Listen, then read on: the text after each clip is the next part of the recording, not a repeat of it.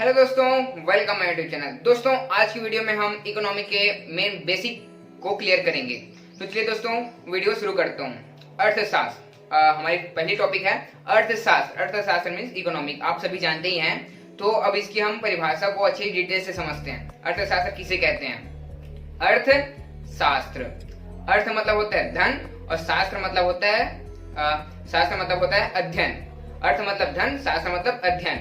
Means आप बोल सकते हैं धन का अध्ययन करना ही अर्थशास्त्र कहलाता है। आई होप गाइस ये अच्छे से क्लियर हो गई होगी। धन का अध्ययन करना ही अर्थशास्त्र कहलाता है। तो चलिए अब हम इसके परिभाषा की बात करते हैं। गाइस अब समझना, अर्थशास्त्र धन का मैनेजमेंट, धन का अध्ययन की कैसे कैसे इसको मैनेज किया जाए और कैसे ये सबके लिए हो सके और कैसे सबको इससे लाभ पहुंच सके। अर्थशास्त्र इसीलिए बनाया जाता है और इसीलिए इसका फिलोसफी चलता है। तो आप समझिए, जैसे कि गाइस आपके पास क्या है कि आपके मन में चलता रहता है कि मेरे पास ये हो जाए, मेरे पास ये आ जाए, मेरे पास बहुत सारी चीजें आ जाए ताकि मैं अपनी कुछ भी है अपनी जरूरतों को पूरा कर सकूं। तो ये आपके साधन हैं और जो हमारी जो आवश्यकताएं हैं ना, हम उसको कभी भी पूरा नहीं कर सकते। जैसे कि आपको 2 साल पहले क्या चाहिए था कि मेरे पास अच्छा से कुछ कॉपी हो जाए, मतलब और कुछ मोबाइल हो जाए, वो अभी आपके पास है। मोबाइल होने के बाद आपको क्या होगा, लैपटॉप चाहिए, लैपटॉप के बाद आपको क्या होगा, कार चाहिए, साइकिल चाहिए, बाइक चाहिए, मतलब ऐसे बढ़ती जाती है हमारी आवश्यकताएं। लेकिन हमको ये बात ध्यान रखना होता है कि हमारी जो आवश्यकताएं हैं वो ज्यादा है और जो साधन है वो कम है। कैसे मतलब, हम जो सोचते हैं कि हमें ये मिल जाए तो हर चीज तो नहीं मिल पाती ना।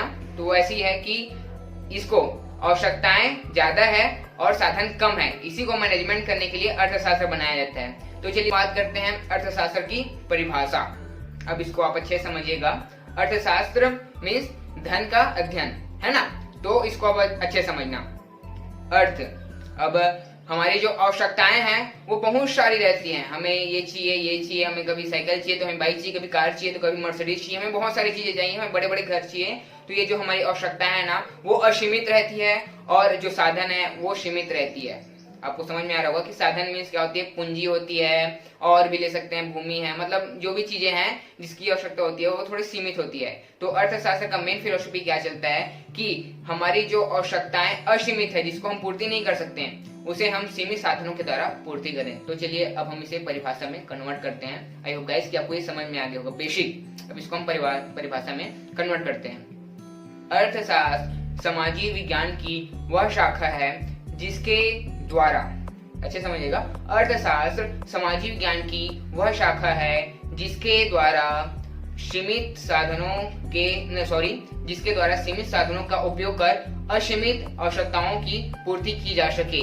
मीन्स जो हमारे पास साधन है उसको हम रखे रहें और कम साधनों के द्वारा हमारे जितने भी सारी चीजें हैं उसको हम पूर्ति कर सकें। तो चलिए दोस्तों, आई होप गाइस कि आपको ये जो परिभाषा है पूरी क्लियर हो गई होगी। तो अब हम बात करते हैं इसके प्रकार के बारे में। मीन्स अर्थशास्त्र के प्रकार मतलब भाग, इसको कितने भाग में डिवाइड किया गया है। तो इसके जो 2 पार्ट हैं, एक तो व्यष्टि अर्थशास्त्र है और एक तो समष्टि अर्थशास्त्र है। इसकी डिटेल्स मैं नेक्स्ट वीडियो पर लाऊंगा, लेकिन इसमें मैं व्यष्टि अर्थशास्त्र की थोड़ी डिटेल्स बताता हूँ। व्यष्टि अर्थशास्त्र, व्यष्टि मतलब क्या होता है, सूक्ष्म, छोटे छोटे, ठीक।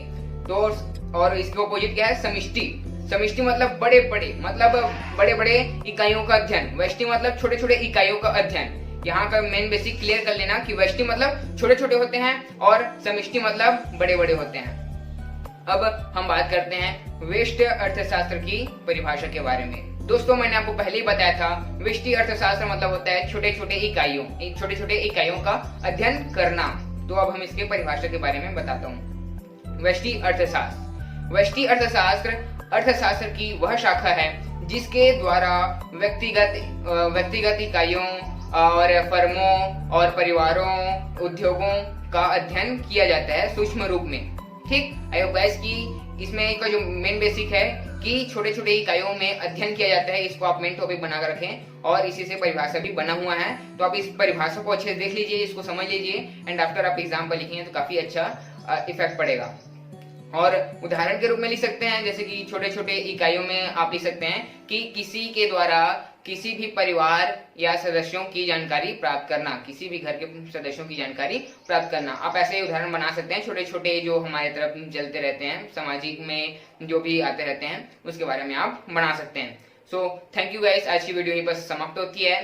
So like this video and subscribe my YouTube channel for new notification for any education field. So thank you guys and subscribe my YouTube channel. Thank you very much.